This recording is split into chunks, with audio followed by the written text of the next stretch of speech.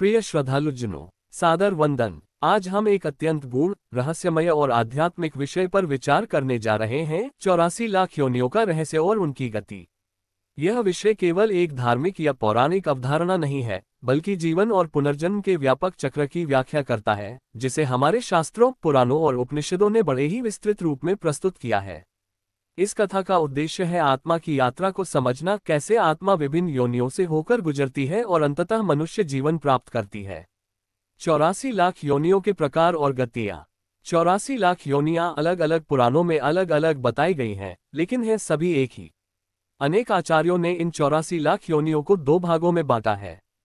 पहला योनिज तथा दूसरा आयोनिज, अर्थात दो जीवों के संयोग से उत्पन्न प्राणी योनिज कहे गए, और जो अपने आप ही अमीबा की तरह विकसित होते हैं उन्हें आयोनिज कहा गया।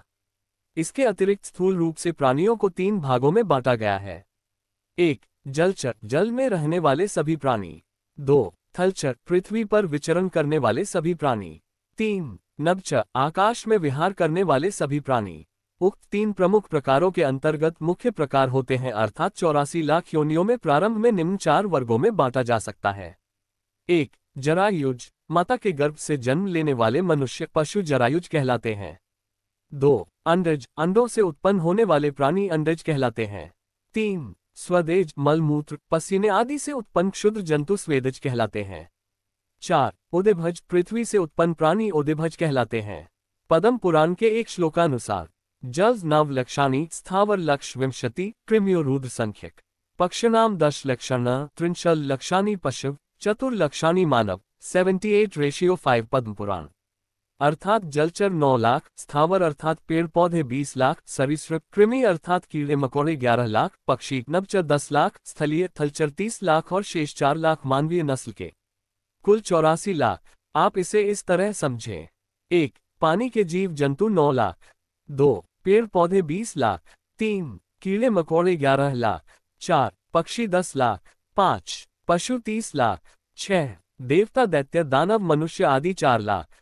कुल योनियां 84 लाख। प्राचीन भारत में विज्ञान और शिल्प ग्रंथ में शरीर रचना के आधार पर प्राणियों का वर्गीकरण किया गया है, जिसके अनुसार 1. शफ, एक खुर वाले पशु, खर, गधा, अश्व, घोड़ा, अश्वतर, खच्चर, गौर, एक प्रकार की भैंस, हिरण इत्यादि। 2. द्विशफ, दो खुर वाले पशु, गाय, बकरी, भैंस, कृष्ण, मृग आदि। 3. पंच अंगुल, 5 अंगुली नखों पंजों वाले पशु, सिंह, व्याघ्र, गज, भालू, श्वान, कुत्ता, श्रृंगाल आदि। प्राचीन भारत में विज्ञान और शिल्प पेज 107-110। मनुष्य जन्म कब मिलता है? एक प्रचलित मान्यता के अनुसार एक आत्मा को कर्मगति अनुसार 30 लाख बार वृक्ष योनि में जन्म होता है। उसके बाद जलचर प्राणियों के रूप में 9 लाख बार जन्म होता है।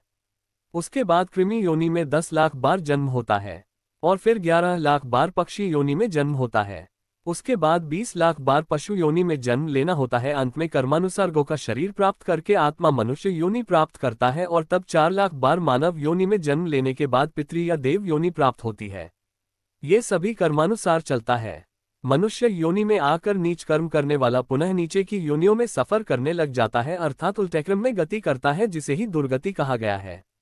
मनुष्य का पतन कैसे होता है? कठोपनिषद अध्याय 2 वल्ली 2 के 7वें मंत्र में यमराज जी कहते हैं कि अपने अपने शुभ अशुभ कर्मों के अनुसार शास्त्र, गुरु, संघ, शिक्षा, व्यवसाय आदि के द्वारा सुने हुए भावों के अनुसार मरने के पश्चात कितने ही जीवात्मा दूसरा शरीर धारण करने के लिए वीर्य के साथ माता की योनि में प्रवेश कर जाते हैं। जिनके पुण्य पाप समान होते हैं वे मनुष्य का, और जिनके पुण्य कम तथा पाप अधिक होते हैं वे पशु पक्षी का शरीर धारण कर उत्पन्न होते हैं, और कितने ही जिनके पाप अत्यधिक होते हैं स्थावर भाव को प्राप्त होते हैं, अर्थात वृक्ष, लता, तृण आदि जड़ शरीर में उत्पन्न होते हैं।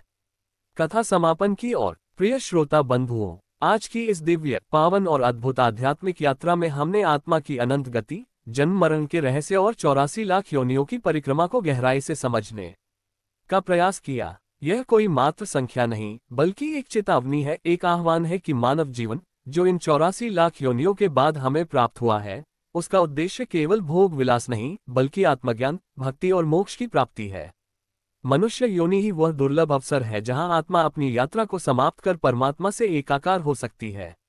यदि हमने इस अवसर को गंवा दिया, तो फिर यह यात्रा अनंत काल तक चल सकती है, बार बार जन्म, बार बार मृत्यु और बार बार पीड़ा। सत्संग, सत्कर्म, संतों की सेवा और परमात्मा का स्मरण ही इस चक्र से मुक्ति का मार्ग है।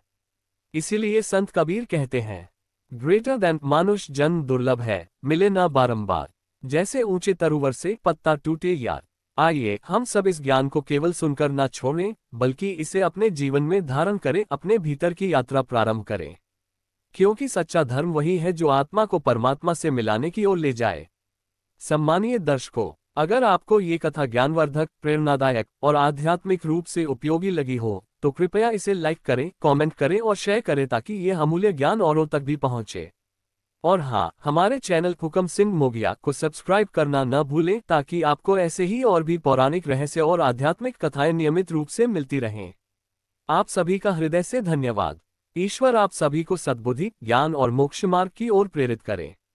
जय श्री राम। सत्यमेव जयते। हरि ओम तत्सत।